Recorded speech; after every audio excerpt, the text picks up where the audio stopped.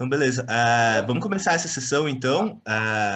Sessão de microaplicada da SBE. E o Thiago Scott vai falar sobre Corporate Taxation, Evasion Responses, Evidence from Minimum Tax in Honduras. Yeah, you can start. Yeah, with speaking English. Right? Okay, thanks. Yeah. Go ahead. Yeah, thanks. Yeah. So my name is Thiago. I'm a PhD student at UC Berkeley House School of Business. This is my job market paper.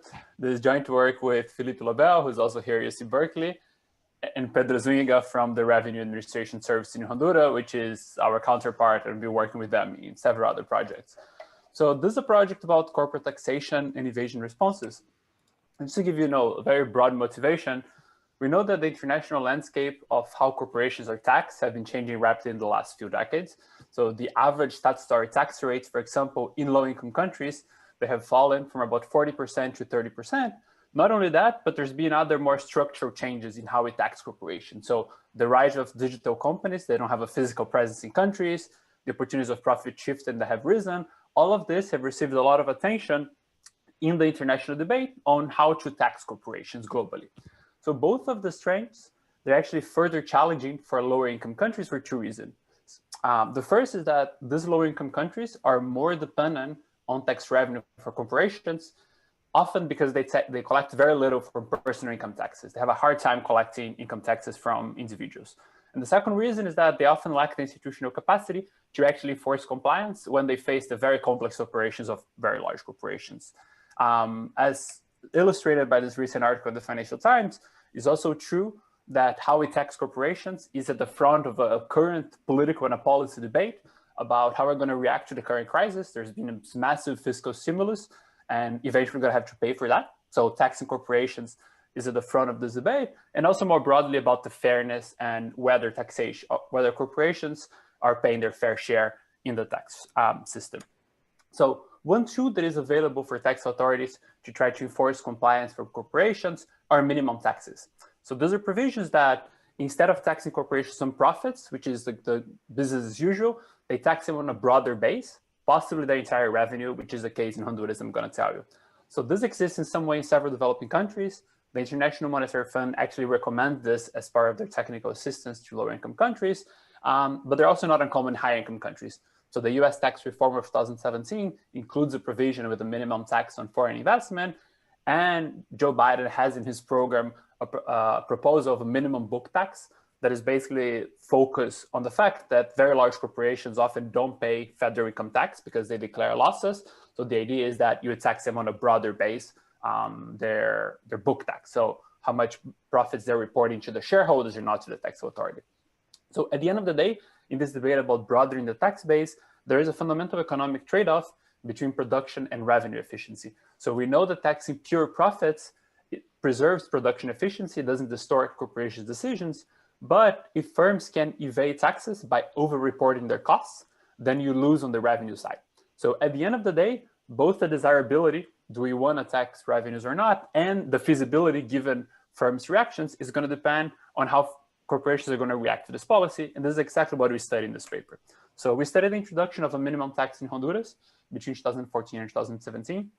This policy was highly salient. It was part of a larger tax reform. It potentially affected the 20% largest corporations in the country. And while it was in place, it was collecting about 1/5 of the total corporate taxes in the economy. So what I'm going to show in this presentation is that the specific policy design of this minimum tax generated some discontinuities in the tax schedule that firms face. They're going to use to recover parameters of interest to understand the effects of this policy. So let me very briefly give you the summary if I don't get to the end of this presentation. These are the main takeaways from the paper. So the first takeaway is that we document what we believe is very clear evidence of non-compliance when firms are being taxed on profits. So when firms are taxed on profits, they have a very strong incentive to over-report their costs to minimize profits. When they're taxed on revenue, that incentive disappears. So we're going to use that variation to estimate how much firms are over-reporting costs, and we estimate that to be the quantity to be about around 17% of their total profits. So before the minimum tax, firms were evading taxes by over-reporting their costs, and not only that, we can actually use very detailed data on their tax filing to show that they do that in a systematic manner. So they actually over-report cost items that are hard to verify from the point of view of the tax authority, like inventories, for example, whereas other cost items that leave paper trail, like labor costs, because they hire people, or financial costs, do not change. So they seem to do that in a systematic manner. This first set of results suggests that moving from profit taxation to revenue taxation might increase tax collection. The second result, in a way, is a limitation to that first result, is that we show that when you move from taxing profits to tax revenues, firms react by reducing the reported revenue. So we're going to use a variation from the fact that this policy only applies for firms starting from a certain size to estimate this elasticity of reported revenue. So how firms change their reported revenue when there is an increase in the tax that they face. And we estimate this revenue elasticity to be in the range of 0.35 to 1, which is fairly higher than other estimates in the literature for corporations in developing countries, which puts a limit on how much the tax authority can hike up the tax rates, because corporations are going to react by reducing the tax base, the revenues. And what is, I think, a key finding of our paper is that we can show that at least partially this response in reported revenue, which might include both real production decisions and misreporting, is at least partially driven by misreporting. And when we do that, we have access to third-party information that the tax authority independently observes how much revenue these firms are making. And what we show is that whenever there is more third-party information, we see less reaction from the firms, suggesting that partly this decrease in reported revenue is explained by misreporting and not by actually deciding to realize less revenues. And then in the last part of the paper, what we do is we use these results, we calibrate a model, and we do some counterfactual simulations.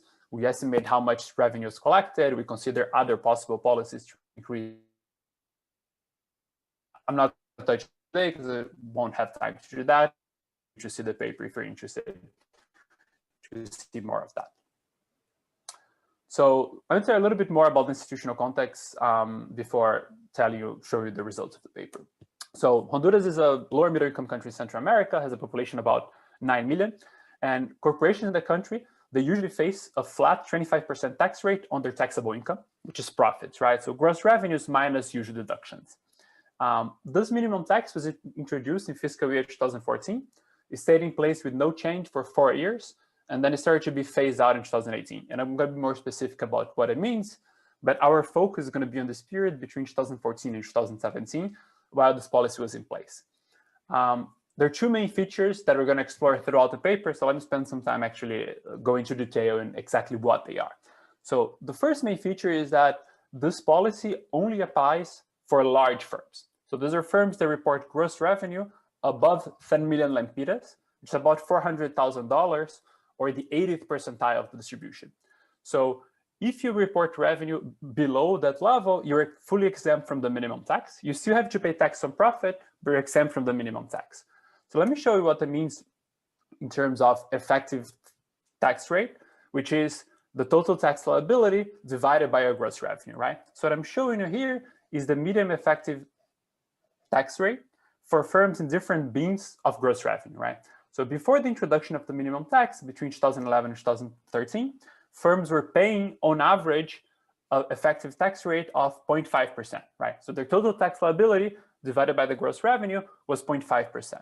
Once the minimum tax is introduced, this is what happened to the effective tax rate, right? So for firms who are below the exemption threshold, nothing changed. They're not affected by this policy because they're exempt. They're still paying approximately 0.5% in effective tax rate.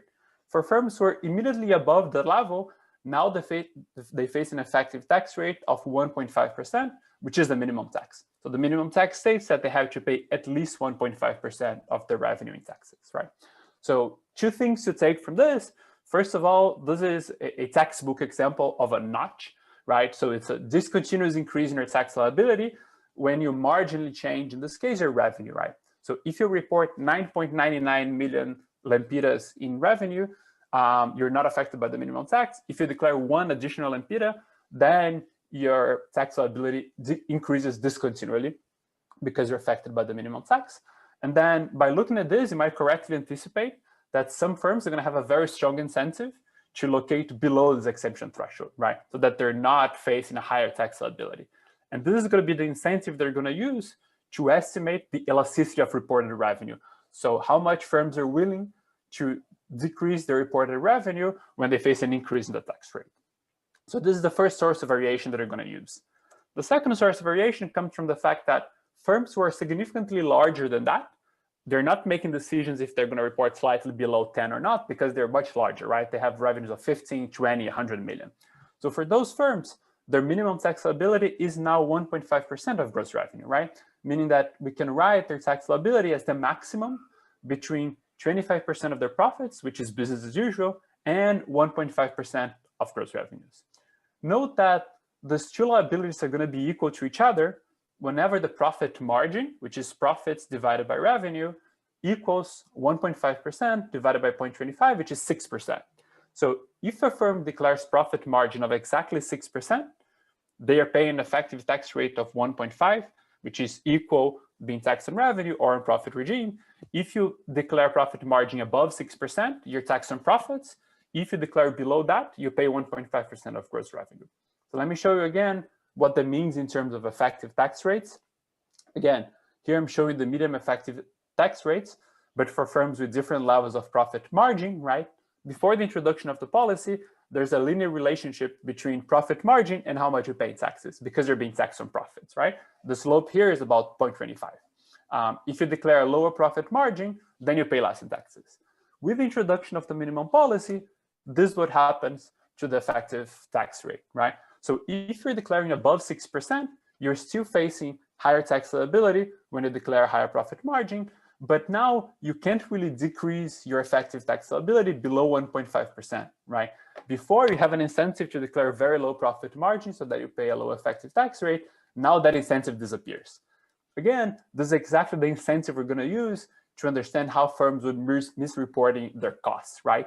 Because before, they had an incentive to declare very low profit margins by over-reporting costs. And now with the introduction of the minimum tax, this incentive disappears.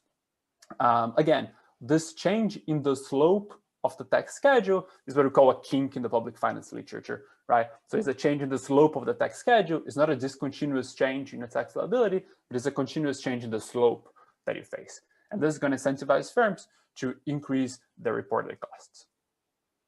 So this is exactly the variation we're going to use to estimate our elasticities.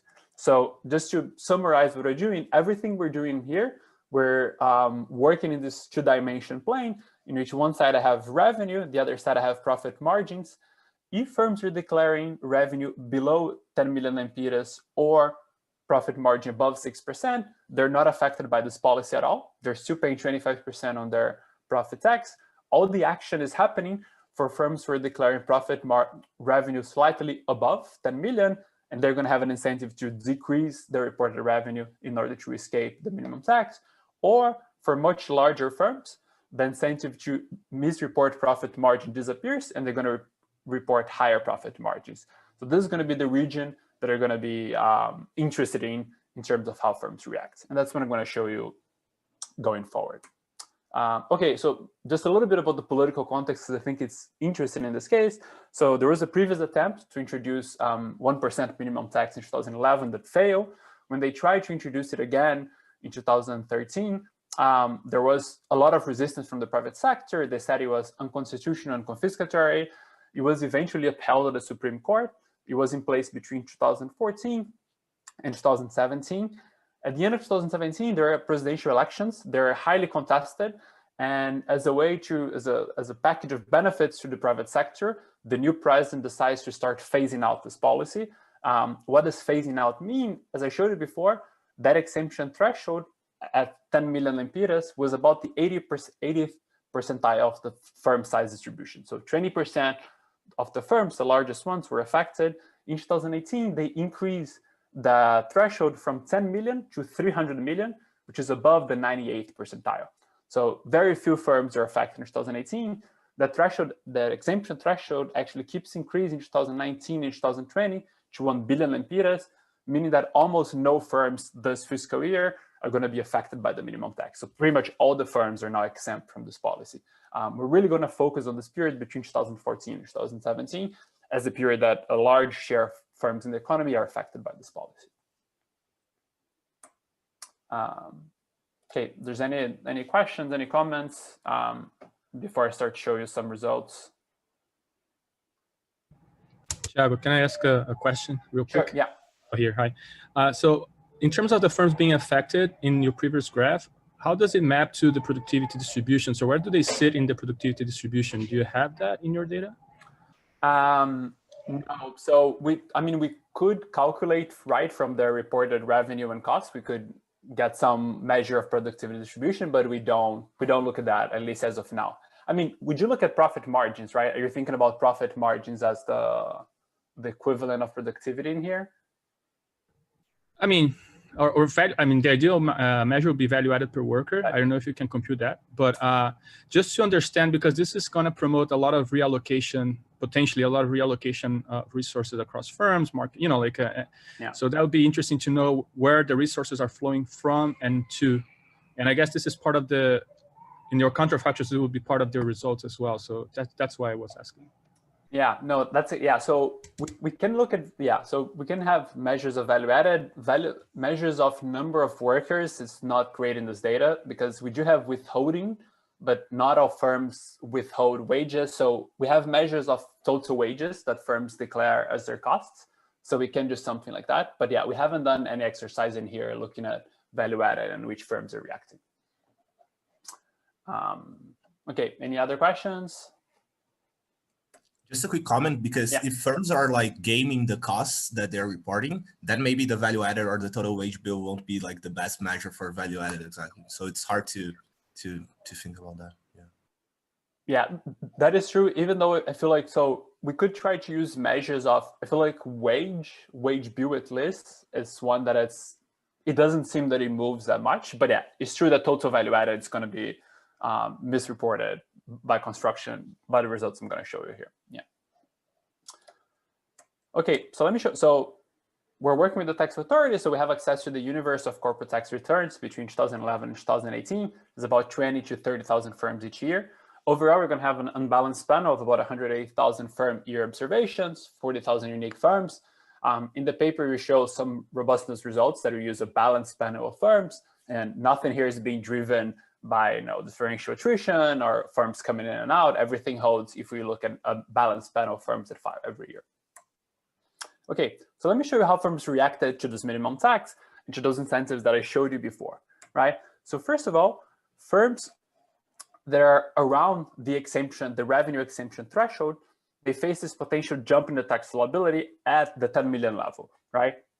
So in particular, you should think that the firms that have the strongest incentive to bunch below the exemption threshold are firms with low profits, right? Because they're the firms that if they're being taxed on profit, they pay very little in taxes. Whereas if they're reported on revenue, if they're taxed on revenue, they're going to pay fully the amount of 1.5% of their revenue, right?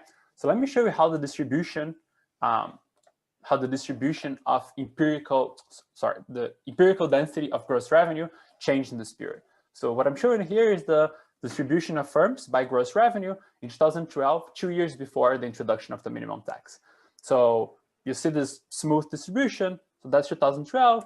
That's the year before the introduction of the minimum tax. Once the minimum tax is introduced, this is what happens to the distribution. So you immediately observe this excess mass of firms that are declaring revenue immediately below this exemption threshold.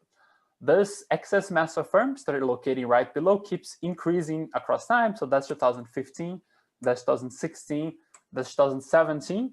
In 2018, the exemption threshold increases from 10 million to 300 million. And this is what happens to the distribution. This excess mass immediately disappears, right? So we interpret this as very clear evidence that firms were strategically locating below this exemption threshold in order to escape from the minimum tax. And again, we're going to use, right, this reaction of firms of moving their revenue to be below the exemption threshold to estimate the elasticity of reported revenue. Again, this could be driven both by real production responses, right? You close your store the last day of the month in order to avoid going above 10 million, or it could be driven by you realize higher revenues and just report less. And we're going to show you at least some evidence that misreporting explains part of it. So this is for revenue. Now, if we focus on firms that are much larger than that, so they're not making a decision in that dimension to report slightly lower revenue. Now, these firms, they're firms that they're facing this kink at the 6% profit margin, right? So let me show you now the distribution of profit margins for these larger firms. Now, I'm only looking at firms that have gross revenue above 13 million lempiras, which is what we estimate to be firms that are inframarginal to that bunching behavior below 10 million, right? So for these firms, again, before the introduction of the minimum tax in 2012, you see this negative slope that a lot of firms are reporting profit margins very low, and then just decreases as you go to higher profit margins, right? Again, this is 2012, 2 years before the minimum tax. That's 2013. Once the minimum tax is introduced, this is how the profit margin changes, right? So two things happen here. Just you see way less firms reporting very low profit margins, and then you see this excess mass of firms reporting profit margin exactly around 6%, right? So why is that? That is because remember that the incentives do not change for firms who would have reported profit margins above 6% anyway, because they're still changing on profits. So what happened is that this firm in here, they don't have an incentive anymore to report very low profit margins because they're paying 1.5% no matter what. So they're gonna decrease the reported costs. This profit margin is gonna shift to the right, and you're gonna see this excess mass exactly around 6% because the distribution above is not moving, right? So these people are being pushed towards 6%. Again, this excess mass around 6% keeps increasing in the years where the minimum tax is in place. So that's 2015, that's 2016, that's 2017. In 2018, the exemption threshold increases. Very few firms are affected by the minimum tax. And this is what happens to the profit margin distribution. So it goes back to be similar to what it was before. You still see a little bit of excess mass in here, less firms declaring low profit margin. And then, so part of this is driven by the fact that some firms are still affected by the minimum tax, but that's not what explains this. We believe that in part, firms don't want to immediately after the minimum tax moves to start declaring very low profit margins. But here, we don't have a perfect explanation of why we don't see this going back to exactly what it was before. Okay, so let me just in this last 4 minutes give you an idea of how we use these things to find the elasticity of reported revenue, to quantify the changes in profit margin. I won't go into the details given time. I wanted to show more of this raw data with responsive firms. So the whole idea here is we're going to use this bunching literature, right? And the idea is that we can explore these nonlinearities in the budget set that firms face to recover these parameters of interest. And then the core idea that you should have in mind in here is that when we observe this bunching in the data, this amount of bunching observed is directly related not only to the size of the incentives, but also to these underlying elasticities, right? So what we want to have is to try to estimate this, what is the counterfactual distribution that would have been in place were there not this nonlinearities in the budget in the firm's budget schedule, and then we can recover this excess bunching and relate that to these underlying elasticities. So I'm not going to go into detail on how we do that. Let me just tell you that first, we estimate this elasticity of reported revenue to be in the range of 0.35 than other estimates in the literature, right? Just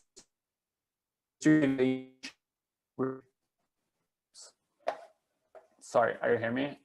Oh, okay. I think I froze for a second there. Do you hear me now? Okay, yeah, sorry. Yeah, I saw that all the cameras stopped. Yeah, so just to give you an idea, right, what we do, we estimate this counterfactual distribution with the polynomial regressions, excluding this area that is affected by bunching, meaning that we can recover what would have been the counterfactual distribution. We can calculate how many firms were bunching below that exemption threshold.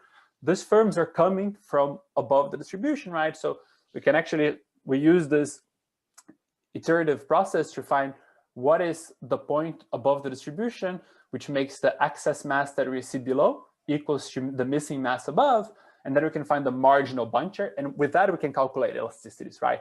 The elasticity with a notch is a little bit more complicated than the elasticity with the kink, because you don't have a change in the marginal tax rate, you have a change in the average tax rate. So in the paper we discuss how we can use this empirical moments in here to match that to an elasticity. I'm not going to go into that in here. I have only 1 minute left. So let me just show you one thing that I think is very interesting here, which is when the tax authority can more easily observe revenue, this elasticity is dampened. So what we do is we look across sectors.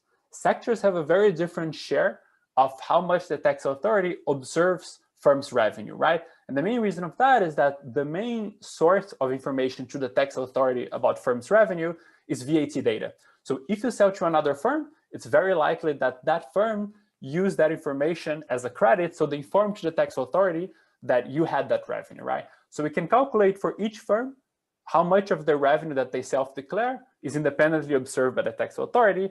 And firms that are upstream, they're much more likely to have their revenue reported because they sell to other firms. Whereas retail firms have much less of the tax revenue independently observed to the tax authority.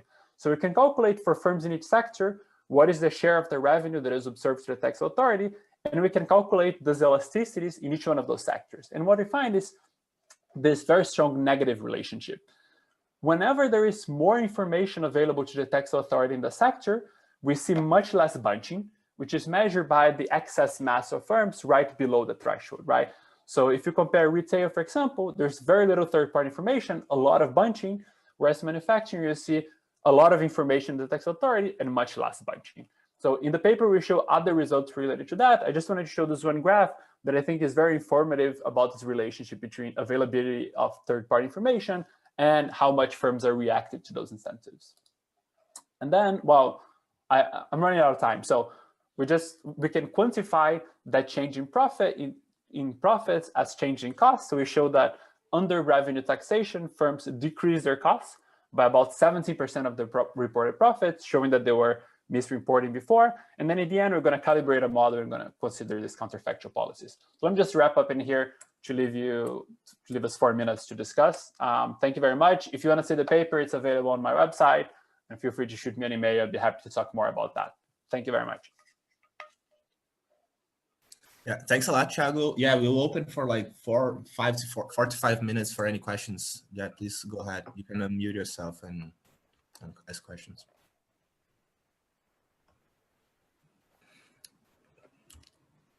Can I get us started then? So one thing I was wondering throughout is that how far off you think that they were from, like, say, the first best taxation? And is that something you can get at with your calibrated model? Because I suppose, like, underreporting could have a beneficial effect if this is just helping, say, small and potentially productive firms to get past this first hurdle, like as a de facto kind of subsidy to these firms. So that's why I was asking about productivity, but it would be interesting to look at the age profile of these firms as well to see how that affects, firm growth. So just a little bit on that, if you can tell more. So this is a really good question. So I feel like on the age profile, it's actually very interesting. So firms are exempt from it in the first 2 years of operation. So they're fully exempt from the minimum tax. And it's interesting because I was doing some research, and I think I have an appendix in the end of the paper that compares other countries that have minimum tax. And this is something that's very common. So in most countries that have minimum taxes, firms are exempt in the first 1 to 4 or 5 years of operations, and they are also in Honduras. And I feel like something related to that, right? That in the first years, they often have like very low profit margins. It's common for that. They're growing fast, so they're not affected by this policy at all. So that's one thing. The second thing is that at least in Honduras, the minimum tax only applies for firms who are at the 80th percentile of the distribution. So those are large firms, right? So all the firms below. So again, I feel like everything we do, they're local estimates, right? So it's hard to say that it would have the same elasticity, the same profile of misreporting if I look at firms at 20th percentile versus the 80th percentile of the distribution. But yeah, I feel like I'm not sure we can get at a good answer of like how far we are from the first pass in here. What we can show is that firms were misreporting a lot under profit taxation, meaning that taxing pure profits were not actually taxing pure profits, right? Because firms were able to, there are all those costs that they were being able to hide to the tax authority. Thanks. Thiago, just following up on Gabriel's question, when we ask about like how far away from the first best taxation, here we're not computing like any optimal tax, but one result that's close to your question is that the standard PF results that you don't have distortion under profit taxation. And the minimum tax imposed some revenue taxation besides the regular profit taxation. So what we are balancing this trade-off is how much it's worth it for you to give up some efficiency from the profit taxation and reducing tax evasion on the tax revenue system, right? So it's efficiency versus evasion trade-off that we can talk a little bit about this in the simulated exercises. Yeah, basically the idea is that, you know, there are real costs related to evading taxes, right? So you're not going to engage in some relation with firms. You need to have, you know, a separate book account. So when you tax profit and firms are over-reporting their costs a lot, there's some real costs related to that. Then moving to revenue taxation is going to dampen those costs, right? But they create production distortions on the other margin. And yeah, there's a lot more about that on the paper. So happy to talk more about that later. Yeah. Thanks a lot, Thiago. Can you stop sharing your screen? Absolutely. Yeah. Thank you very much, everyone. Yeah. Hire Thiago in the job market this year. So Caio, you can start sharing. If you want to speak in Portuguese or in English, it's your choice. Yeah, please feel free to do what you think is best. I think we can't hear you. Yeah, a gente não consegue te ouvir. Okay, sorry. The same mistake. Let me share here my presentation. Can you see that? Is that fine? Are you here? Yes, we see it. Yes, we see it. Yeah, that's good. So, well, first of all, I'd like to apologize because my English is not that good. And I'm afraid I can't make myself understandable. So I will present it probably partly in English, partly in Portuguese. I think you can present in Portuguese if you don't feel comfortable. Yes, because I think we have all Brazilians here. It's just for the video. Eu prefiro. É pro vídeo depois. Então acho que pode ser em português aí, tranquilo. Tá, beleza, então. Eu prefiro, porque... Melhor ficar a apresentação em português do que... porque senão é capaz de eu não conseguir me expressar direito, né? Mas, enfim, a apresentação está em inglês também, então beleza, dá para acompanhar. Então, vamos lá, acho que tem 25 minutos agora, se tudo bem, e daí a gente deixa uns 5 minutinhos no fim para perguntas, tá, tranquilo. Vai dar e sobra, vai dar e sobra. Bom, esse trabalho aqui, ele foi fruto da minha tese de doutorado, que eu fiz lá na Federal do Paraná, com o professor Alexandre Porce. Hoje eu sou professor na Federal do Piauí. O título é On the Homogeneity of the Wage Elasticity of Labor Supply, the Difference Between Blue Collars and White Collars. Então, basicamente, o que a gente faz aqui a gente propõe um teste para verificar se a elasticidade de oferta de trabalho dos trabalhadores ligados à produção, né, os blue collars, se ela é diferente da elasticidade de oferta de trabalho dos trabalhadores white collars. No Brasil, a gente faz isso por meio de uma metodologia de estimação de função de produção. E aí a grande jogada do trabalho é justamente essa, buscar explorar essa variação que a gente tem em relação ao colarinho azul, ao colarinho branco, né, aos blue collars e aos white collars. Então, basicamente, a ideia é essa. A gente admite que as firmas elas têm capacidade de pagar um salário menor que o produto marginal do trabalho, né? Então, elas têm poder de mercado, né? Labor Market Power. Se elas têm poder de mercado, significa que elas se deparam com uma curva de oferta de trabalho que não é perfeitamente elástica. E aí, alguns argumentos que a gente pode levantar para motivar isso é a questão das preferências heterogêneas em relação aos postos de trabalho, ou mesmo custos, né, search frictions costs, né, custos de procura de emprego, custos de demissão. A nossa estratégia... Bom, a gente motiva o trabalho também muito no sentido da política de desoneração da folha de pagamentos, né, que tem se falado muito sobre ela no Brasil e, enfim, ela ocorreu, de fato, dentro do contexto do Plano Brasil Maior.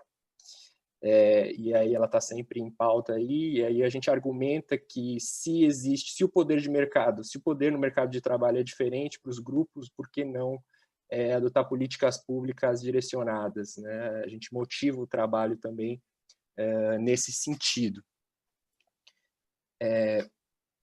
Um pouquinho da literatura, como eu falei, a gente vai fazer isso por meio da estimação de uma função de produção.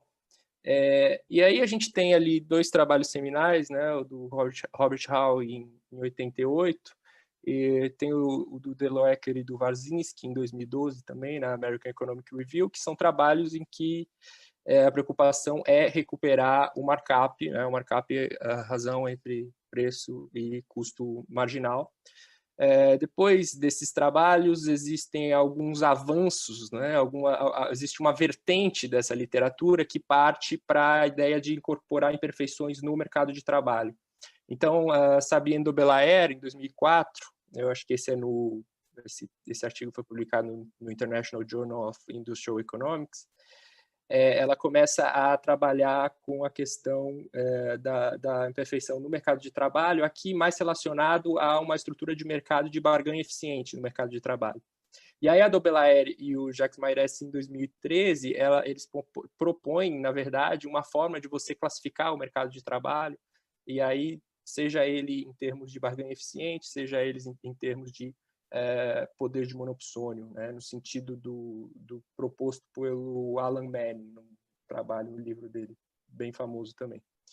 E também, nesse sentido, o trabalho da Dobelaer e do Kozo Kiyota na Labor Economics, em 2018, busca explorar também essa questão da imperfeição no mercado de trabalho. A gente vai explorar essa questão da imperfeição no mercado de trabalho, mas qual que é o avanço aqui? O avanço é que a gente que a gente busca explorar essa variabilidade para ver se existe mais poder de mercado, né?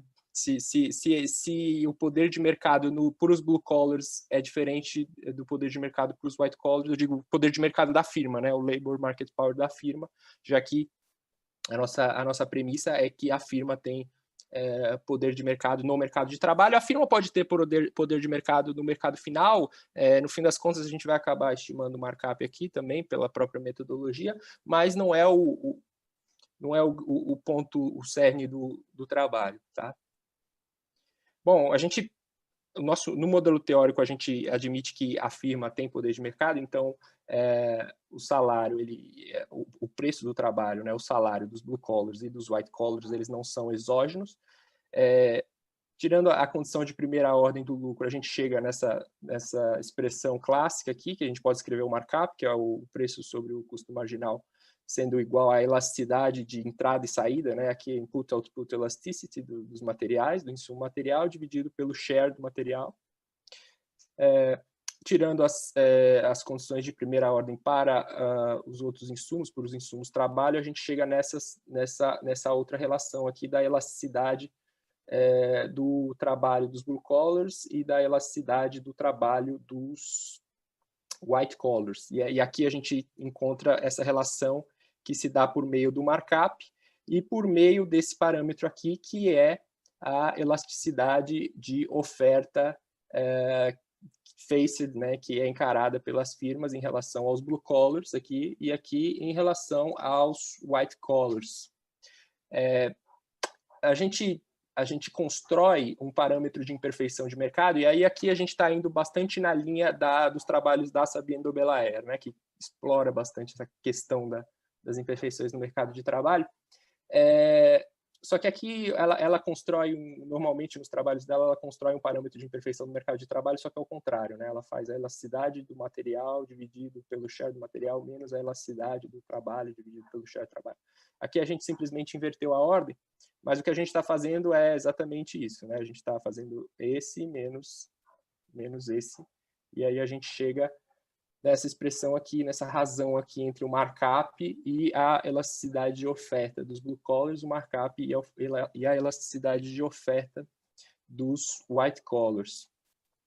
E aí o que a gente propõe é a construção de um parâmetro que é justamente a razão desses 2 parâmetros aqui de imperfeição para chegar a uma expressão como essa, né? A razão entre a elasticidade de oferta dos white collars e dos blue collars. Então, qual que é a ideia, né? Já puxando aqui o nosso modelo econométrico, a gente vai estimar essas elasticidades por meio de uma função de produção. Então, no caso, a gente vai admitir uma Cobb-Douglas, ou seja, as elasticidades vão ser o coeficiente ali da Cobb-Douglas, né? O coeficiente, o expoente ali da Cobb-Douglas. Então, a gente vai encontrar essas elasticidades.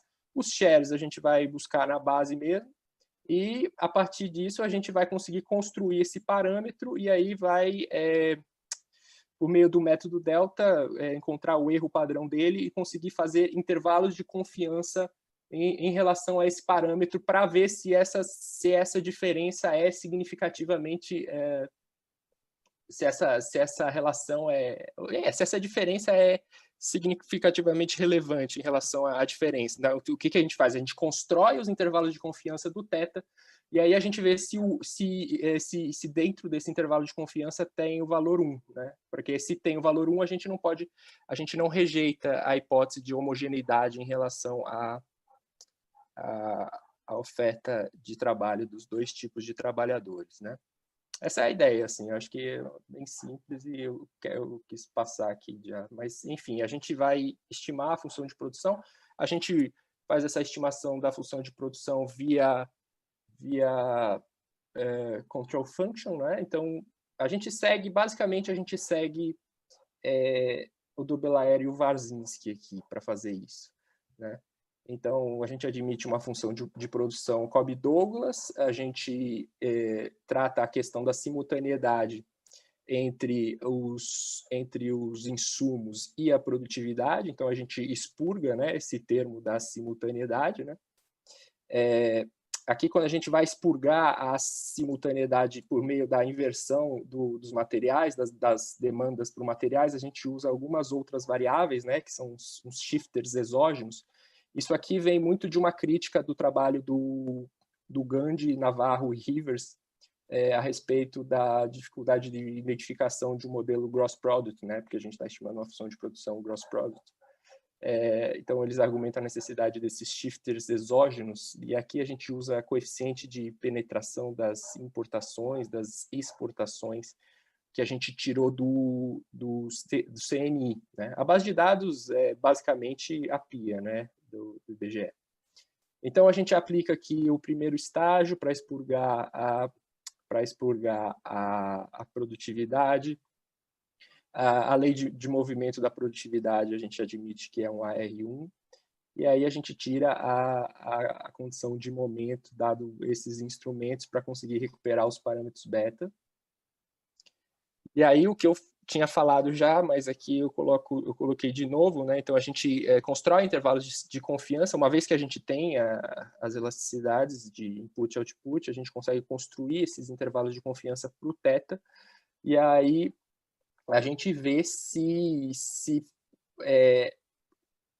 a gente vê os lower bounds e os upper bounds para ver se a gente rejeita a hipótese de homogeneidade da oferta de trabalho dos white collars e dos blue collars, tá? Então, basicamente, essa é a ideia.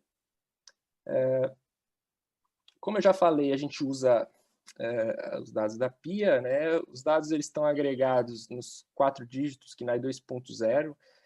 Isso é uma questão do trabalho, o ideal seria ter, lógico, os dados no nível da firma, mas, enfim, a gente achou que vale a pena, a ideia do trabalho, a metodologia em si, a gente achou que vale a pena, mesmo não conseguindo esses dados no nível da firma, mas com certeza seria ideal, afinal de contas, o modelo é todo microfundamentado, né? Aqui é um pouco de estatística descritiva das variáveis do modelo. Esses coeficientes aqui, o coeficiente de importação e exportação, são lá da CNI, né? Confederação Nacional da Indústria. Bom, quando a gente está aplicando a nossa metodologia, a gente acaba computando esse VARP, né, do BC e esse VARP do WC, o VARP do Blue Collar e o VARP do White Collar. Isso aqui é um plot, né, das observações. O que acontece aqui é que esse VARP do Blue Collar e esse VARP do White Collar, eles têm que ser positivos, né? eles têm que ser positivos porque o Mi é um valor positivo, no equilíbrio de longo prazo 1 ou maior que 1 e tal, e a elasticidade de ofertas de trabalho também tem que ser positiva. Então, isso aqui é um número positivo. Isso aqui é um número positivo. Então, a gente acaba perdendo algumas observações, né? Aqui a gente coloca um cutoff de 0,1, né? Então, a gente acaba perdendo essas observações aqui, e essas observações aqui a gente acaba ficando com as observações só que estão aqui no quadrante nordeste, né? Então, a gente acaba desbalanceando o painel e ficando com 1.294 observações. O nosso período, eu esqueci de falar, mas o período que a gente está analisando é de 2007 a 2015. Devido à condição de momento que a gente usa para estimar a função de produção, a gente acaba perdendo 2008, né? Mas, enfim. Qual é a unidade dessa observação? Você falou que é KNAI 4 dígitos, né? Então Isso. você tem uma KNAI 4 dígitos para cada ano. É isso que constitui uma observação. Isso, exatamente. Uma KNAI 4 dígitos para cada ano. Bom, aqui seria o resultado, né? O nosso resultado principal. Aqui estou pensando em alguma maneira melhor de reportar. Aqui seriam os quatro dígitos da KNAI, e aqui deixa eu assumir esse negócio. Deixa eu assumir esse...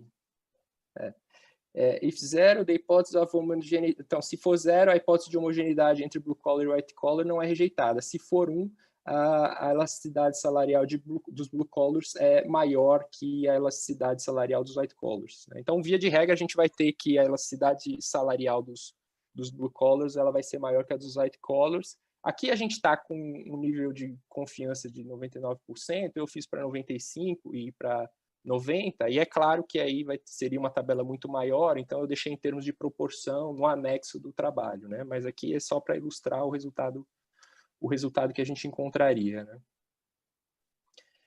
Aqui, simplesmente, é para ilustrar como que a elasticidade salarial dos blue collars ela é maior que a elasticidade salarial dos white collars. É interessante ver também que essa diferença vai diminuindo, né, ao longo do tempo, apesar de que a gente não ter muito tempo, né, para fazer uma análise mais profunda, mas ela vai diminuindo. Mas o fato da elasticidade salarial dos blue collars ser maior é algo evidente em relação aos resultados que a gente tem. Então, a gente encontrou uma elasticidade média aí uma elasticidade salarial média dos blue collars de cerca de 1,59 e dos white collars cerca de 1,25. Em alguns momentos é estatisticamente relevante essa diferença dessa elasticidade.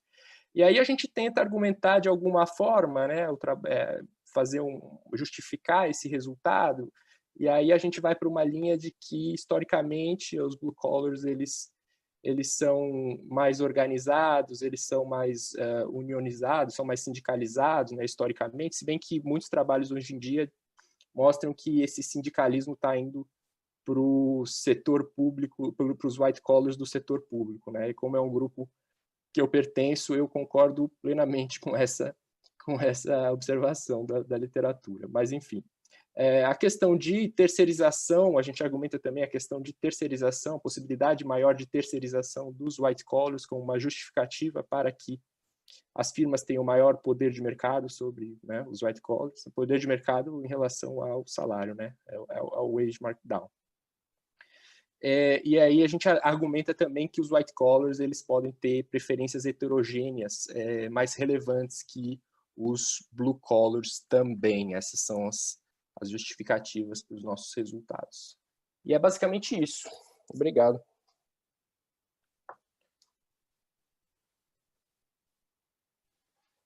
Se alguém tiver alguma pergunta.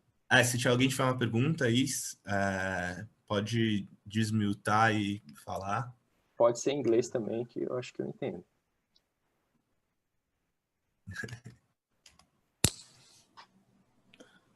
Caio, uma pergunta rápida. Na PIA você não poderia usar o KNAI de 7 dígitos? Não tenho conhecimento sobre esses dados. Não tenho conhecimento sobre esses dados. Eles são por um período longo? Acho que na PIA Acho que você foi na sala dos dados restritos do IBGE ou você Não, não. Você acha que consegue... Esse é o ponto. Esse é o ponto, né? Se tivesse trabalhado com... Quanto mais desagregado, melhor, né? Porque o modelo realmente é um modelo micro, né? O modelo é a elasticidade de oferta que a firma enfrenta, né? Que a gente está analisando, né? Que deixa de ser perfeitamente elástica, né? Esse é o ponto. Eu fiquei pensando aqui que tem aqueles papers lá para Portugal, para Alemanha, das heterogeneidades de efeito fixo de firma, não sei se aquele Cardoso-Klein, que é o review, e no modelo deles é bem parecido, só que eles conseguem, eles botam aquela elasticidade que é trabalhador firma específico, né? E daí, através disso, eles fazem algumas hipóteses de, tipo, a firma que tem uma maior elasticidade vai ter, seja amenities, alguma coisa de compensation differentials, assim.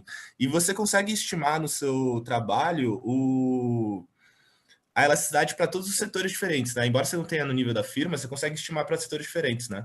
E tipo, através disso você pode testar algumas hipóteses, né? Que seriam consistentes com o setor, digamos assim, você tem uma maior ou menor elasticidade, você vai ter um maior ou menor markdown e talvez tenha um pass-through para salários disso, né? Então você talvez consiga correlacionar, seria uma simples correlação, mas correlacionar as suas medidas de elasticidade entre setores com alguma medida de labor market desses setores, será? Só estou pensando aqui. Conseguiria, é uma boa ideia. De fato, você consegue a elasticidade por observação, né, que a gente diz. Até no trabalho, né? Até no trabalho eu não mostrei, né, porque eu achei que ia ficar muito longo e eu tenho o péssimo hábito de estourar o tempo em todas as... Só que aí eu errei a mão e errei para menos aqui, né, mas enfim. Mas eu até na seção resultados, eu até coloco tipo uma forma reduzida, assim, com resíduo de solo, no qual os parâmetros a serem estimados são justamente as elasticidades, né, eu manipulo a função de produção, e aí eu testo se as elasticidades são iguais, e aí eu falo um pouco das vantagens desse método que a gente usa, que permite computar a elasticidade para cada período, e sim a possibilidade de mergear esses dados, né, com outros, tem uma possibilidade grande aí. Na verdade, quando veio a ideia, né, da gente explorar essa variação do blue collar para o labor collar, a gente pensou em primeiro fazer algo mais simples, né, que a gente tivesse certeza que ia dar certo, para depois tentar expandir para outros trabalhos, mergear outras coisas. Claro. Não, e acho que só pela aquela sua tabela lá que tem os vários zeros e uns, só para entender qual que era a sua priori, qual que era que você achou do resultado. Você acha que, tipo, isso daí é um sinal de que tem muitos setores que você pode eliminar a hipótese de que as elasticidades são iguais, ou tem poucos setores? Porque eu vejo esses zeros e uns, eu não sei se, tipo, se eu devo interpretar isso como um resultado que tá, não, tem muito setor que a elasticidade é diferente, ou se é um resultado, sei lá, não sei se são muitos. Quando a gente está fazendo o trabalho, a gente sempre espera uma variação maior, né? Eu queria ter encontrado uma variação maior, mas se pegar, que eu não né? Se botasse 95, talvez não, sim. Aí, por exemplo, se coloca quando 90 chegava, é que eu fiz por ano, né? Na tabela lá que está no anexo, que eu não reportei aqui na apresentação, eu fiz por ano, mas, por exemplo, a 10% chegava a ser 15% das observações você rejeitava a hipótese de homogeneidade. E você sempre rejeita no sentido de que os blue collars têm uma elasticidade de oferta maior, ou seja, o poder de exercer um salário menor em relação ao produto marginal das firmas vai sempre em direção aos white collars, ou seja, as firmas têm mais poder em relação aos white collars que aos blue collars, porque eles sempre têm uma elasticidade que tende a ser mais próxima da infinita, né? Beleza? Bom, tem mais alguma pergunta aqui? Se vocês quiserem mandar pelo chat, sei lá.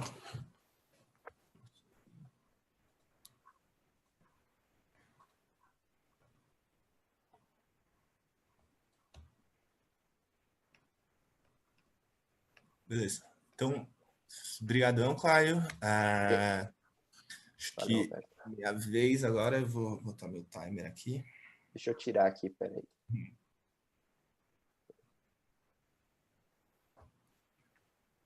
Acho que no fim sobrou uns 5 minutinhos a mais para mim, que eu acho que eu vou aproveitar. Vocês conseguem ver minha tela, né? Sim.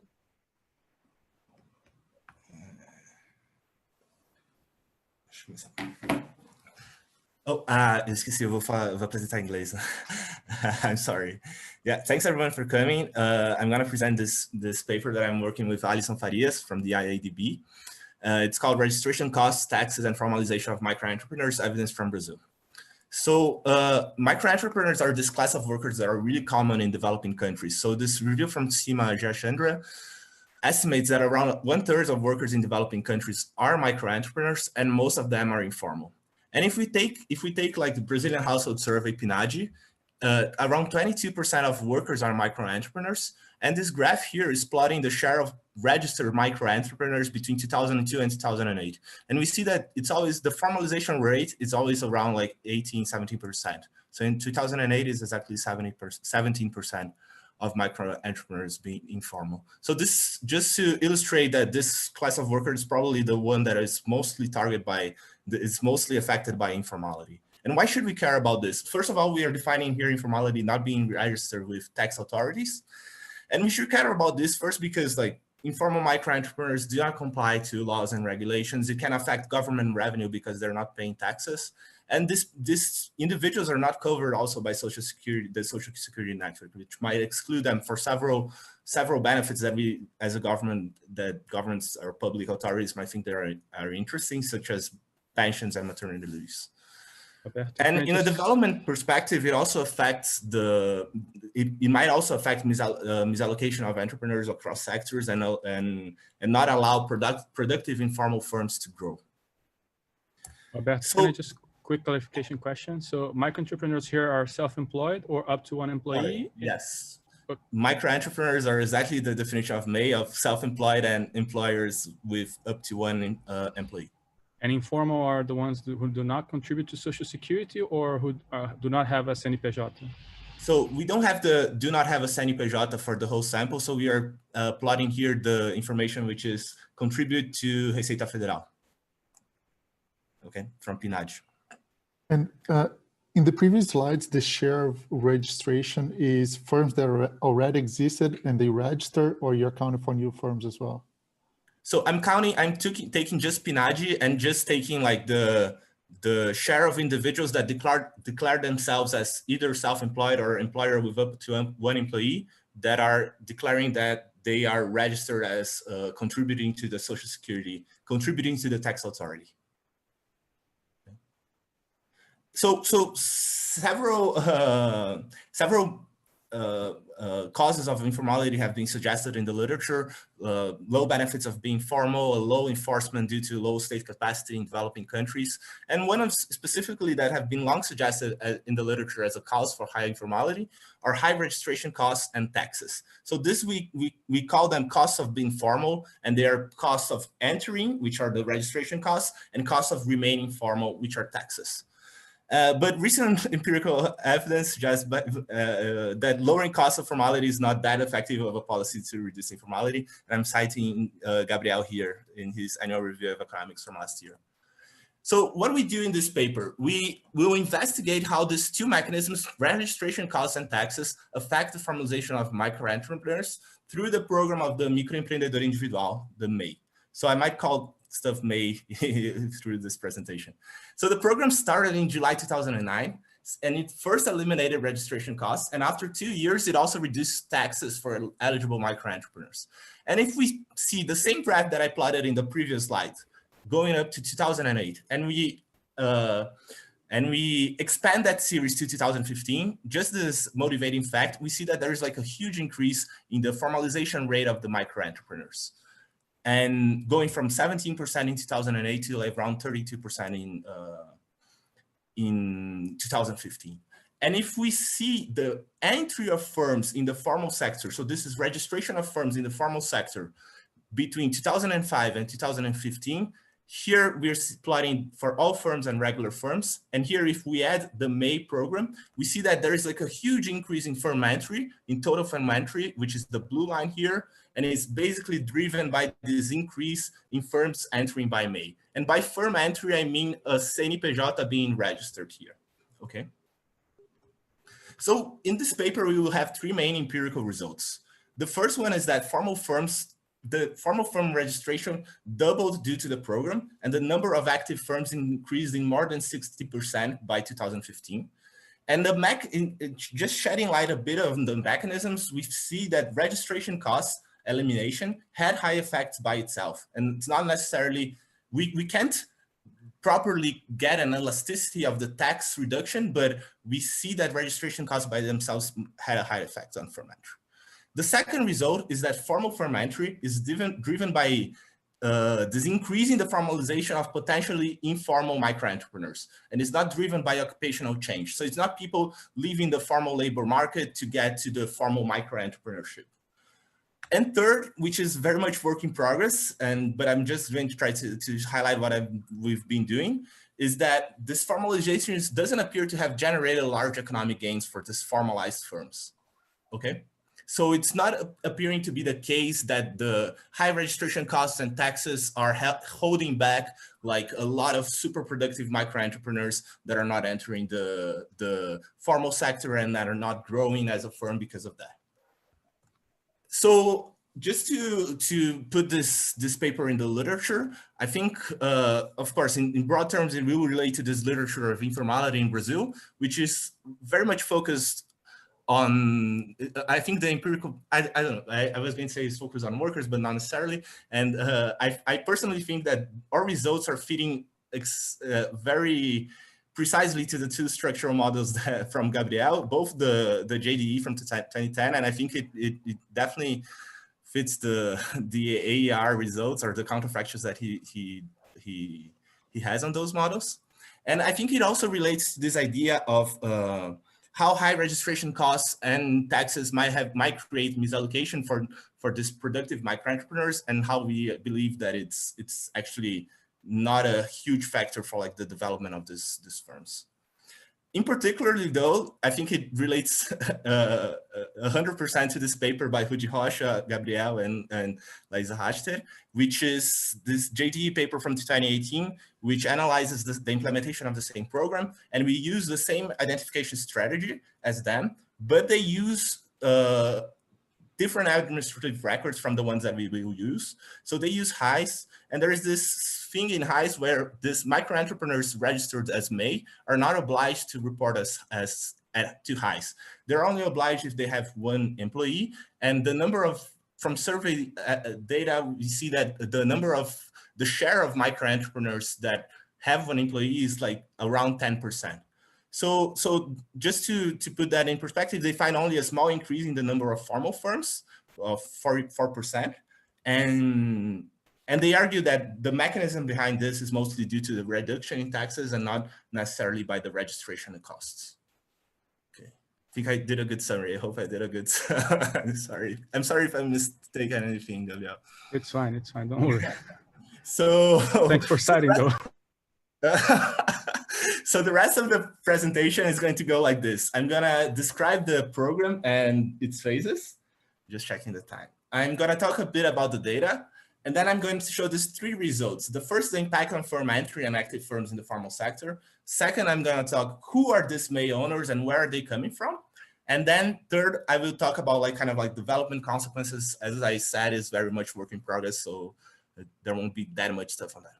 So what the program did, essentially, it created a new tax category for formal firms targeting these micro-entrepreneurs. So in the benefit side, these firms have the same benefits as regular formal firms. So they can issue invoices and receipts. They can have access to formal credit markets. They become legal to government enforcement. So a Ministry of Labor, there's no Ministry of Labor anymore, but like a Ministry of Economics tax authority can go and tax or like multar these firms, yeah. And the owners of these firms have access to Social Security benefits, so they have access to maternity leave, for example. Meanwhile, the cost side of being a formal firm changes significantly due to the program. So it changes mostly in these two dimensions. First, it changes in the registration costs, which are virtually eliminated. So in 2010, there was created this website where you can register for free. And I'm just going to put a print screen here of the website. You can go there in Portal do Empreendedor and just click in Formalize-se and you can become a MEI. And if you don't know, you can go to YouTube and you see Nath Finanças will tell you how to become a MEI in 6 minutes and 44 seconds. And just as a comparison, so you can register for free and almost immediately. And just as a comparison, like doing business estimated that the cost of opening a regular firm back in 2009, sorry, this value was $700 and 120 days. So the second dimension where the costs change significantly are in the cost of remaining formal. So MEI owners pay a flat tax rate, which is essentially a percentage of the minimum wage. And I'm going to show here that this tax rate changes with time. And the kind of like the counterfactual for a regular firm would be 4% of their revenue. So let me talk about this, the timeline of the program now. So first, there was like this what we are calling implementation phase, which started in 2009 and started in like states separately. So it first started in like the biggest states, and then it started in the states in the south and Ceará and Espírito Santo.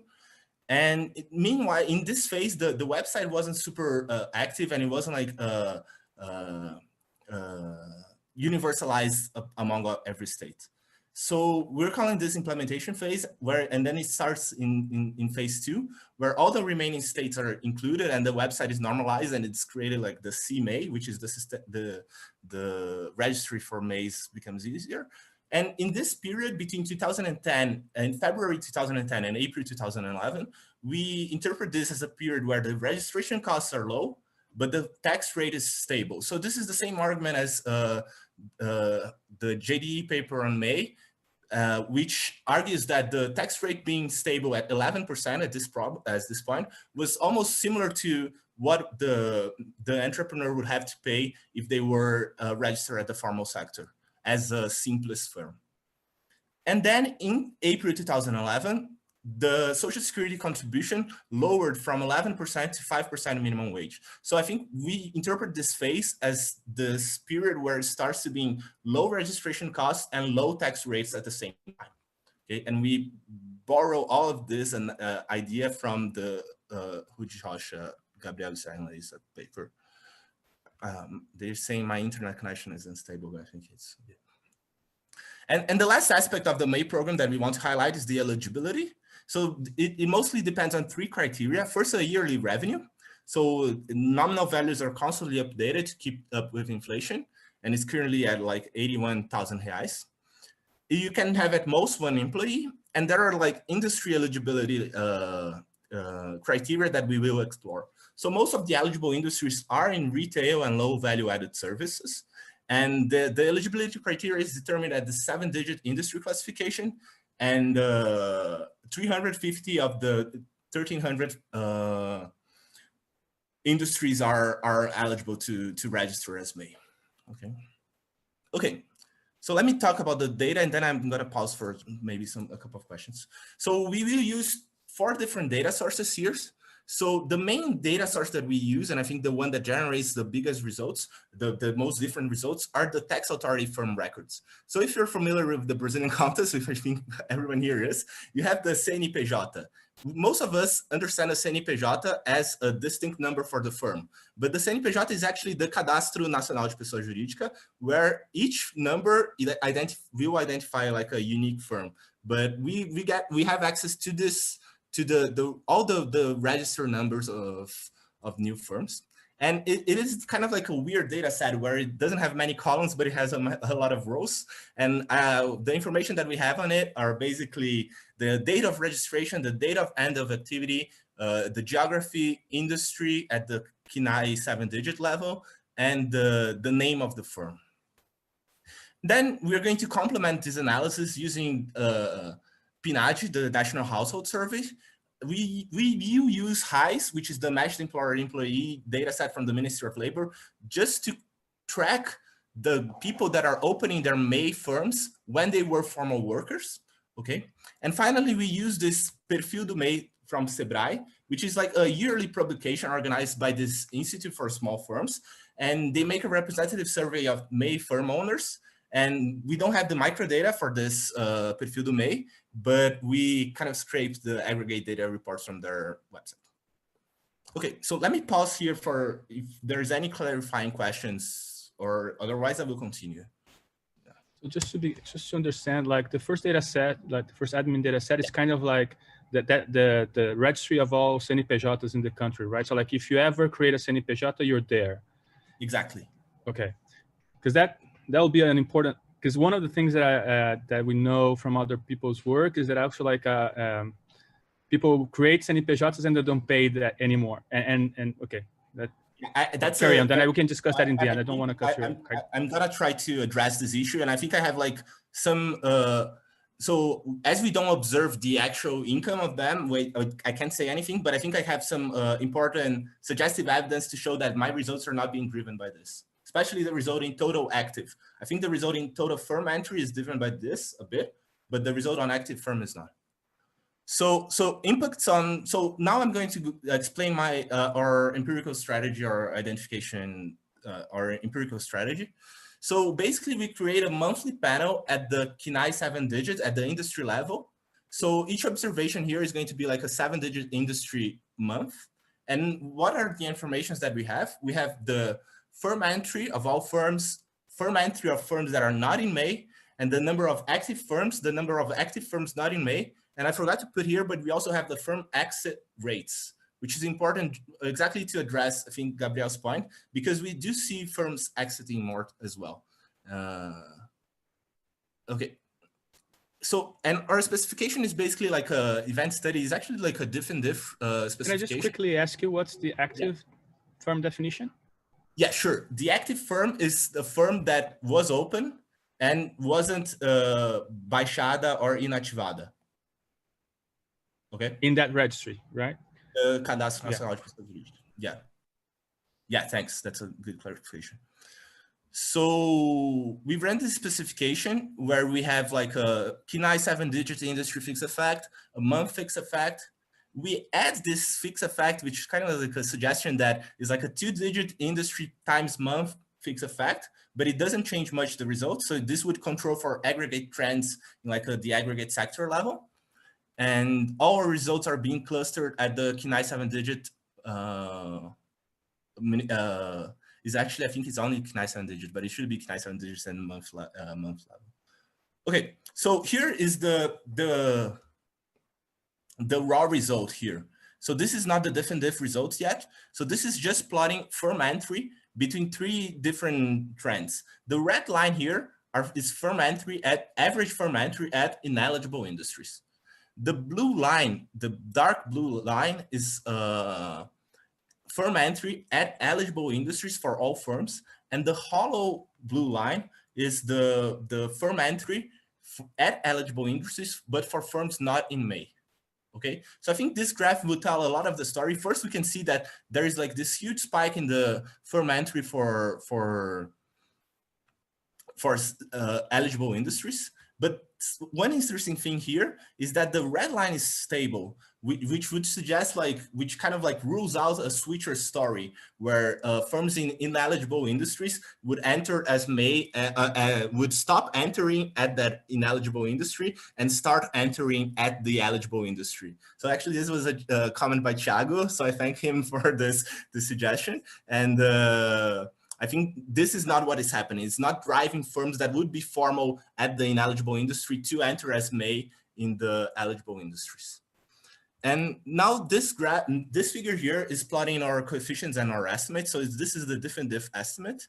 So here, I think I want to highlight two things. First, the pre-trends look fine to me. I think there's nothing going on in the eligible industries pre-program.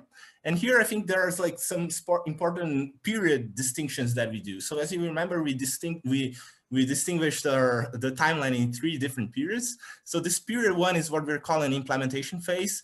Period 2 is what we're calling like the second phase. And period 3 is the third phase.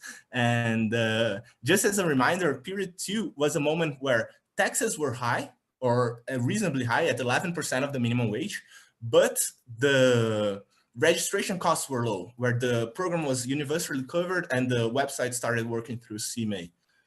And if we compare the results between period 2 and period 3, although the pooled coefficients show this increase, there's no apparent like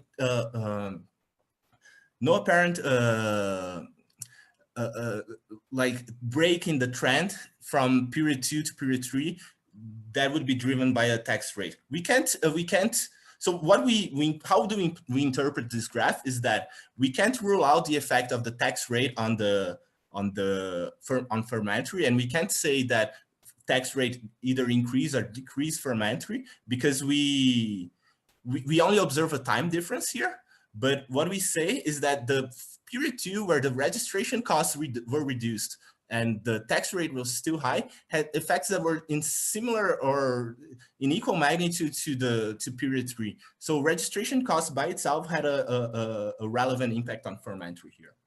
And I think the important feature is distinguishing between period 2 and period 1. Because if we put together period 1 and period 2, then we would have a significant difference between registration costs and taxes here. So this figure here is just adding the same diff and diff results, but for firms not in May. So we see that there's like a slight reduction, but it's basically stable. So so it's not, if this was purely a sectoral something that is happening to the sectors, we would see that the firms not in May would increase too, because there would be like increased sector activities for these firms, and we're not seeing that. And finally, we are going to show the results on total active firms. And that is kind of like, that I think relates to Gabriel's question, because we also see a large increase in firm exit. But even with the increase in firm exit, which would be these cases of firms that, oh, I'm just registering and I can register and go buy something with my CNPJ, and then I'm not being a May by itself. But these firms are being kicked out from the system because the firm exit is also increasing. So even with this increase in firm exit, which I have in my appendix. So let me just show. So there is like this big increase in firm exit as well.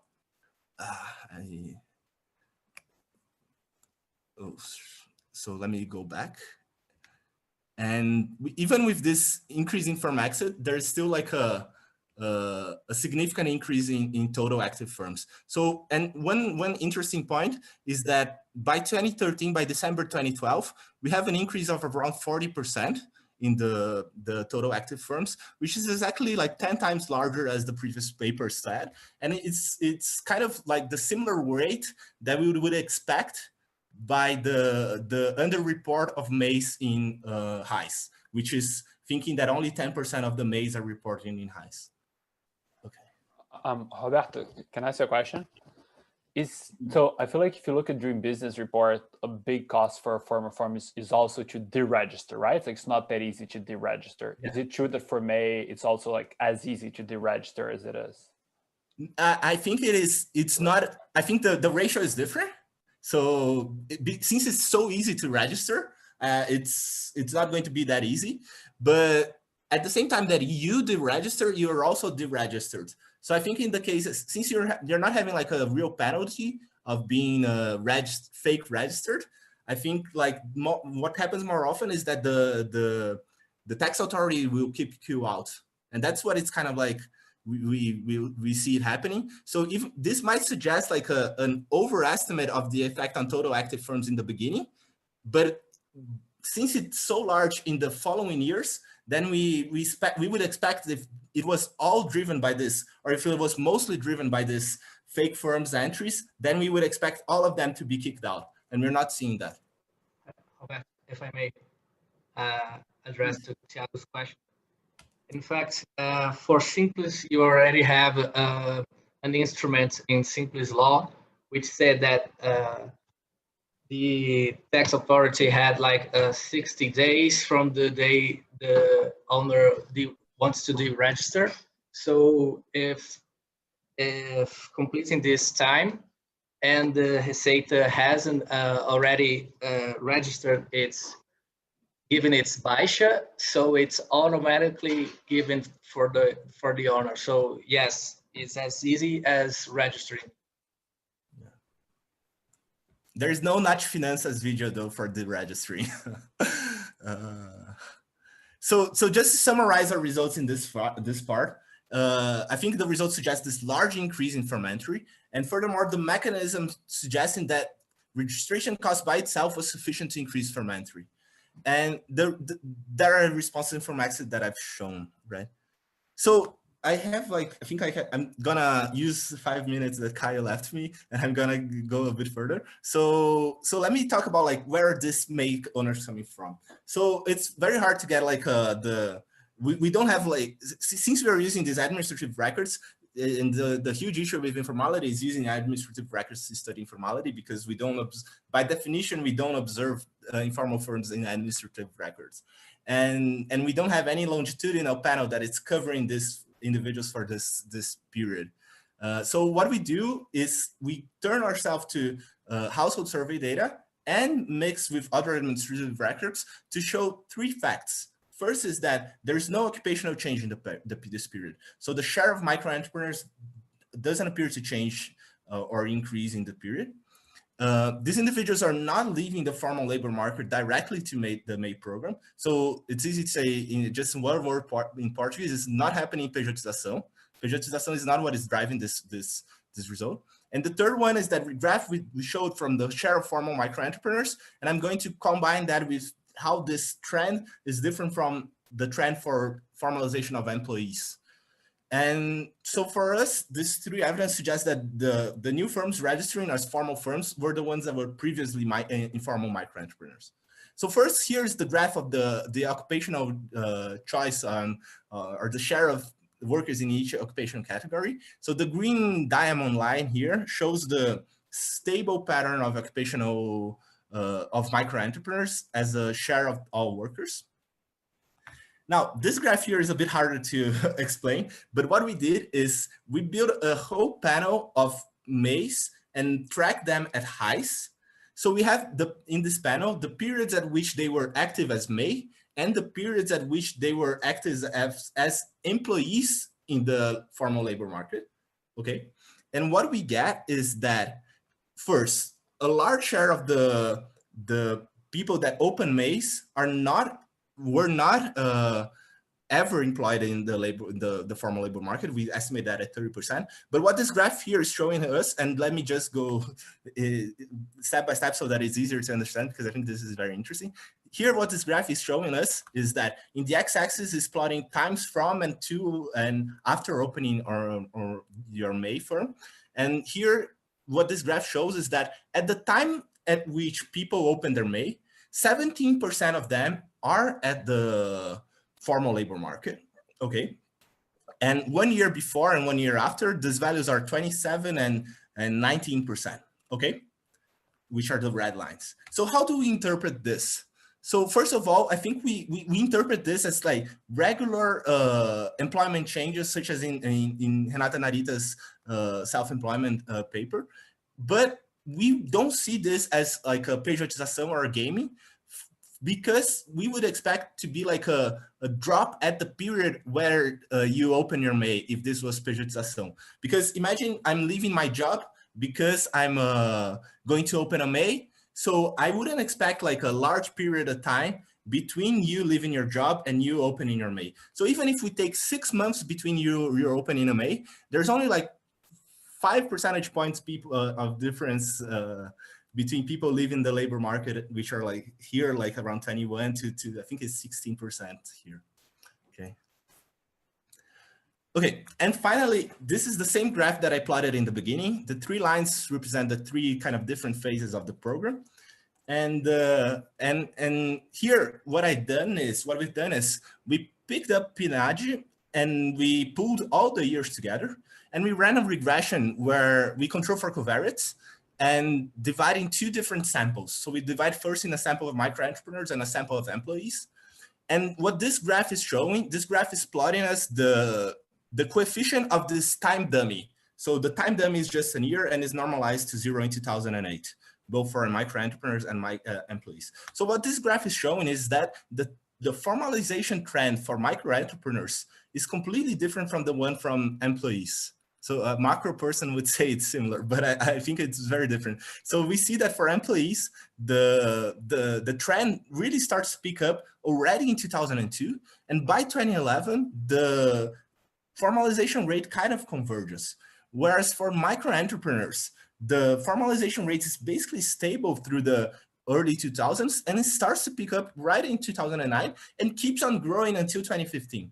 So we find evidence that, so this we interpret as evidence that like this is being driven by the May program and not by the other factors that have driven the very kind of like known formalization rate increase of employees in Brazil. Okay, so I'm gonna skip this and I'm just going to talk about the development consequences of formalization very quickly. So I think like, so in Gabriel's AR paper, he outlines this kind of three traditional views of informality. So this view that either firms are parasite, either the firms are this kind of hidden talent view from De Soto, and this survival view. So I think what we are able to see is we are able to discard the hidden talent view, which would say that there is like a super productive, there's a productive pool of micro entrepreneurs at informality, and they are not able to grow and be as productive as they can because of high registration costs and taxes. So what we see is that only 5% of these May owners end up growing to be regular firm owners. And most of them, even when they end up being regular firm owners, they remain small firms, as we see in HICE. So it's not like this registration costs are dropping and all these super productive micro entrepreneurs are entering, and by entering and gaining access to formal markets, they're growing to be these big firms. So I think we interpret this as suggestive evidence that this regulation costs, both tax and entry costs, are not holding this pool of potentially high productive entrepreneurs out of the market. So just to conclude quickly, I think we have like these three results that if you haven't listened to me in the last 30 minutes, you can drop off. So we say that the May program, by reducing registration costs and taxes, increase the formal entry and increase the number of active firms substantially. Formal firm entry is driven by this formalization of informal micro entrepreneurs. And what is the work in progress, but we're kind of very confident is that the program is not like driving this productive micro entrepreneurs out of the shadow. So our finding in our mind are much more consistent to the bulk of these micro entrepreneurs being like under the survival narrative of informality. Yes, so as I was the chair, I went further on my time. I'm sorry for that, but yeah, please let me know if there are any questions, and yeah, thanks. So Roberto, I made a question in the chat, but I will make it here. Oh, I'm sorry. So, yeah, I couldn't see the chat. So one thing I was thinking about is about phase 3, because as far as I'm concerned, you said that exit has also been very large. Yeah. So or has increased after May. So one thing that I was thinking about is maybe taxes do not matter that much because people are just having a try as micro entrepreneurs. So maybe taxes are not relevant for those people, and your results are being driven by something like that, for some sort of attempt to create a company, and then eventually they don't make it through it. So what do you think about that? But so first of all, I don't think that taxes are not relevant, and I think I hope I haven't said that. I'm just saying that registration costs by themselves were relevant, because we can't say anything about the tax elasticity or formalization just because we only have variation in time. But if I understand what you mean, is that firms are just entering and they're not paying taxes, and then that's why taxes don't matter. So that actually might be true, and that might be what is driven from the exit rate. So it could be the exit rate could be driven by these firms that are just like looking at registration costs and they're so low, so they are going to register anyway. But since taxes are really relatively high, which they are not, especially in the third phase of the program, they are exiting the program. But so what we see in this paper and the discussion of mechanisms in particular is that we can't say anything about the importance of taxes, because since we only have time variation in the respective taxes, then we can't say anything. What we can say is that the registration cost does increase from entry. You see, I think there's like a slight difference where I'm not comparing exactly registration costs to taxes. I'm just able to say the registration costs by themselves are an important mechanism in firm entry. I don't know if that's clear, but I'm happy to talk further if you want to. No, okay, I think I got your point.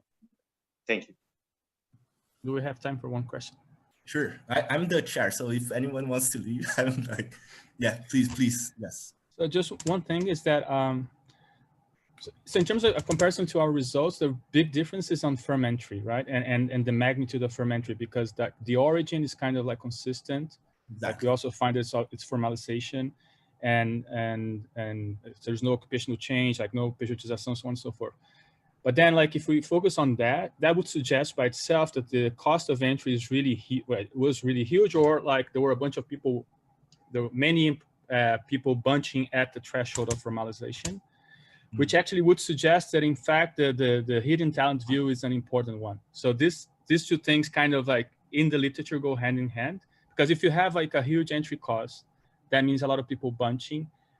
And if you remove that and you see people formalizing because they see some benefit of doing so, or, which I think it could be a super interesting angle to this story, because the way we measure formalization in PME, and that drives our conclusions a lot.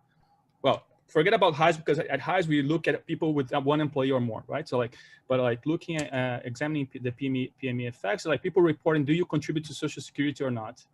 Which is kind of like, do you pay the taxes that are associated to MEI or not, ultimately? Whereas you're capturing people who like get a CNPJ and they might be being kicked out, but I don't think that actually many people get kicked out by the actively by the government, where like people, once they get CNPJ, they stay there because there are costs, even if it's time, to get to close your CNPJ. So that could be actually a lot of the story here. It's like, it's easy now, like, there are like anecdotes of like, you know, cleaning, like for example, one friend's cleaning lady getting a MEI for sure, yeah, because of Social Security.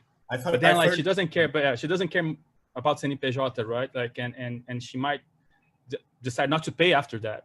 And there are not it would be really good to understand what are the consequences of or cases like that if they get actively kicked out, if they get chased after by the IRS or something like that. Yeah, and I think we can distinguish that in the CNPJ data, because you can see, like, I think there's like a difference when you get kicked out and when you decide to leave. But regarding your first point, I mean, like, I would love to discuss this more, but I think why do you think it's evidence of the hidden talent view, that the fact that formal entrepreneurs are bunching? Wouldn't that be kind of evidence of like even the survival view? Like maybe these entrepreneurs, you would say that because there wouldn't be like a bunching at the margin, or is it that what you're thinking? But it could be just firms that couldn't survive at the previous tax system, and they're entering because of it. But these guys don't enter once you remove the entry cost, because they are not good enough to survive given the taxes, or even given the reduced taxes, right? That's the thing about the survivalists. Whereas like the guys who are like not formalizing because of the entry cost are able to survive giving all the other conditions in the formal sector, but the entry cost.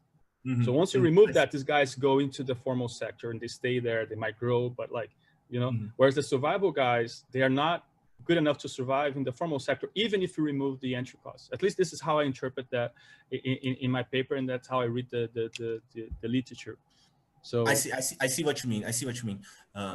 Yeah, I think like, I'm tempted to say, but I can't say that, is that the costs were so high that to formalize were so high that in like present value to discounted value, maybe like the $700 were so high that it would represent like a significant margin in the cost of remaining formal that the micro entrepreneur might think through the years. But that would be just like a counterpoint. But it's point well taken, and we will definitely think about that. Yeah, thanks.